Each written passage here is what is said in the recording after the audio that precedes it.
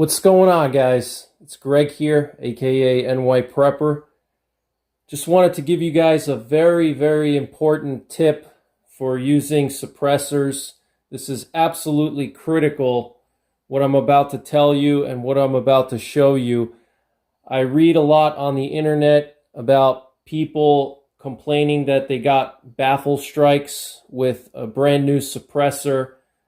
So I want to show you guys how to avoid trashing your brand new suppressor that you waited a year to get, or 6 months or whatever. Right now, as of the filming of this video in September 2022, the average wait times for a paper file for a suppressor is about 1 year, okay? I had to wait 13 months to get this Silencer Co. Omega 300, all right? E-files are taking 6 months or more, so you want to take great care in how you mount your suppressor to your firearm. It's very important that the suppressor is mounted properly to your firearm. Otherwise, you're going to get baffle strikes, and then you're going to have to send your suppressor out for warranty, and depending on the suppressor company, they may or may not cover it. So it's a big hassle, okay? You don't want to do that. You don't want to find out on your first trip to the range with your brand new suppressor that you trashed your suppressor and you got to send it back and wait, who knows how long to get it back, if they'll even repair it for you. Most suppressor companies will repair a suppressor or replace a suppressor that's damaged by accident from improper mounting or something like that. Most of them are pretty forgiving when it comes to that. But it's a hassle you want to avoid, and also it's a safety issue. Okay, getting a baffle strike could be a safety issue because you have a bullet that's going 3,000 feet per second, and when it impacts that suppressor inside, it could cause a shrapnel situation. It could cause the suppressor to blow up, and you could have pieces of metal fly back at you. So it's a safety issue and it's a hassle issue, and I want to show you guys how to avoid a baffle strike, a very simple way to avoid a baffle strike, okay? And so what you need is you need an alignment gauge, okay? This particular alignment gauge is made by Geisel Automatics, and you can buy these alignment gauges at Brownells or any gunsmithing supplier, okay? And literally all this is just a stainless steel rod, and what you're doing with this is you're going to slide this down your bore, and you're going to check to make sure that your suppressor is not contacting this rod, okay? If it contacts the rod, or if there's very little gap between the rod and the suppressor, then there's a chance that you could get a baffle strike, okay? I want to show you how you can use this alignment gauge to make sure that you don't have any issues. It's really straightforward. So all you're going to do is you're going to take your rifle and you're going to make sure that your rifle is unloaded. So I'm just going to take the magazine out here, okay? And I'm just going to pull the charging handle back, make sure there's nothing in the chamber. And what I'm going to do now is I'm going to actually separate the upper receiver from the lower receiver, okay? So we can actually work here, all right? So let me just do that for you guys here. All right, so I got my upper receiver now, and now we can actually work and do what we need to do, all right? And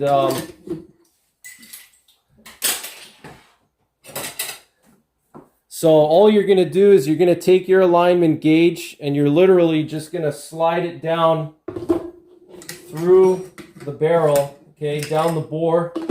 Forgot to take the bolt out. You're going to very gently slide it down the bore, okay? Very gently, you're going to push it down.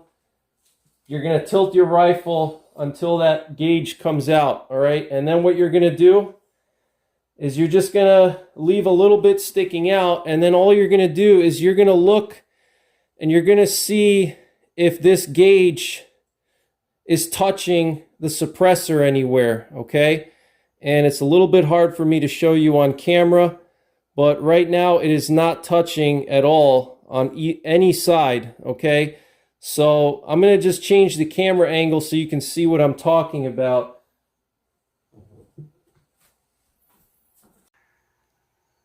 All right, guys, so I'm looking at the suppressor now, okay?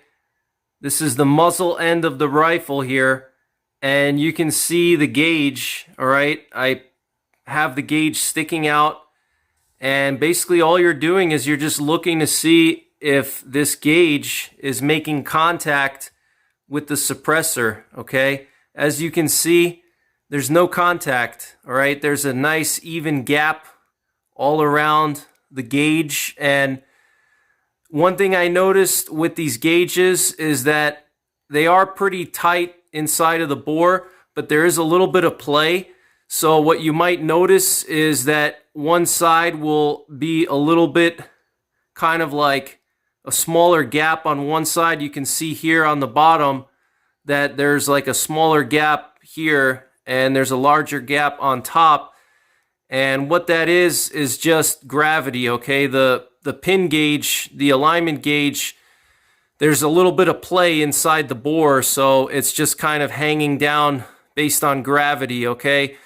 And the way you can test that is just turn the rifle over, and you'll see when you turn the rifle over that it's gravity, okay? But that's pretty much it, guys, okay? That's how you make sure that your suppressor is not going to get a baffle strike, all right? You use that alignment gauge, make sure that it's not contacting, all right? This is pretty good. If it was touching any part of the inside of the suppressor, you would feel it. Sometimes you won't even be able to slide the alignment gauge all the way through. If that's the situation, if it's touching anything inside, you're not going to be able to push the alignment gauge through, okay? So this looks pretty good, and you also want to take good care of your alignment gauge because they are a little bit flexible. They can bend, so make sure you store them in a place where they're not going to be bent. Don't throw them in a toolbox or something like that because they can bend a little bit, but they are very high quality. You will end up spending probably like $75 for a good alignment gauge, but they're specifically made for this, and you obviously want to get the right bore diameter, okay? This is made for 7.62 because this is a 308, and this is my POF Rogue AR-10 that I have this suppressor mounted to. So the reasons why you would get a baffle strike is typically it results from either poor manufacturing of your firearm, poor tolerances, poor machining, poor gunsmithing, cheap parts, and improper mounting of your suppressor, okay? So in order for you to not get a baffle strike, a lot of things have to go right, okay? Number one, the barrel has to have a concentric bore. So if the bore is not perfectly centered in the barrel, or it's crooked, it's not concentric, that's what you call a concentric bore, is it's not crooked, you know, it's perfectly centered from chamber end to muzzle end. That's a good barrel, okay? And most manufacturers today of either custom barrels or large rifle companies, they usually have concentric bores. It's very unusual not to have a concentric bore. So that's the number one thing, is a concentric bore. That's critical. Number two is your barrel threads.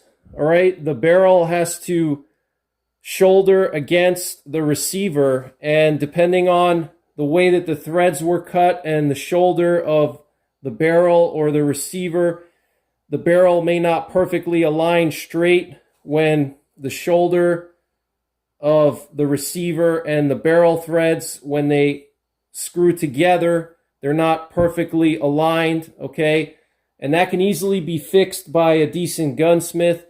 But most good gunsmiths will check for that if we're talking about a custom rifle maker or any gunsmith that's putting on a new barrel. They'll usually use pin gauges to check to make sure that everything is square. Okay, so that's another issue, is your barrel threads, your barrel shoulder and the receiver shoulder.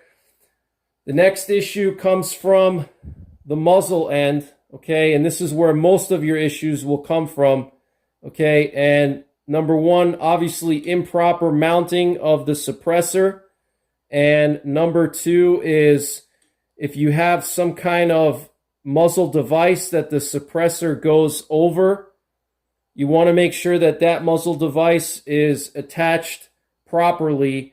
You want to make sure that the suppressor is shouldered nicely against the barrel threads here, against the shoulder of the barrel thread, of the muzzle thread, okay? So that's another issue. If you have a bad gunsmith that did a sloppy job, or whatever the situation is, he might not have done a sloppy job, but regardless, the shoulder here that was cut when the muzzle threads were cut, it's not perfectly true, it's not square. So when you thread on your suppressor, the shoulder on the suppressor is not perfectly trued up with the shoulder of the muzzle threads, okay? And so there's a lot of errors that could happen here, okay? You have a lot of points of failure here that could cause a baffle strike, okay? Because you have a lot of things that need to be perfectly aligned. You need to have your bore perfectly concentric in the barrel. You need to have your barrel threads and your receiver to perfectly square up together. And then you also need to have on the muzzle end also the same thing. The suppressor has to shoulder properly against the muzzle threads, okay? So those are three main things that could cause misalignment and cause a baffle strike, all right? Now, one thing that you can control is how you attach your suppressor. You want to follow your manufacturer's instructions, but generally speaking, you want to make sure that it's on there snug. You want to make sure that it's shouldered tightly against the barrel. You don't want any gaps. You don't want it to be loose. You want it to be tight and shouldered tightly against that muzzle thread shoulder there. You don't want to use a crush washer, okay? If you have a crush washer, you don't want to use that. You want to get rid of that crush washer, and you want to just tighten it down all the way until it tightens against the muzzle thread shoulder. And if you do have to time a muzzle brake, then you should use shims, not a crush washer, because crush washers can move and shift on you. So you want everything to be tightened up according to manufacturer specs. If you have any extra things on your suppressor, like here I have this little muzzle brake kind of thing that goes on the outside of the suppressor. You want to make sure that that's on there tight. Anything else, you want to follow your manufacturer's instructions. But generally speaking, you want everything tightened up, nice and tight, right up against the muzzle thread shoulder there. Okay, you want a direct contact between the suppressor or the suppressor attachment device against the muzzle thread shoulder, and you want that to be snugged down, okay? So that's pretty much it, guys. Wanted to just give you this quick tip. Use an alignment gauge to make sure you don't get a baffle strike, all right? And that's pretty much it. Take care. May God bless you. May God bless America. And don't forget the 3 Ps. Prepare, practice, and persevere.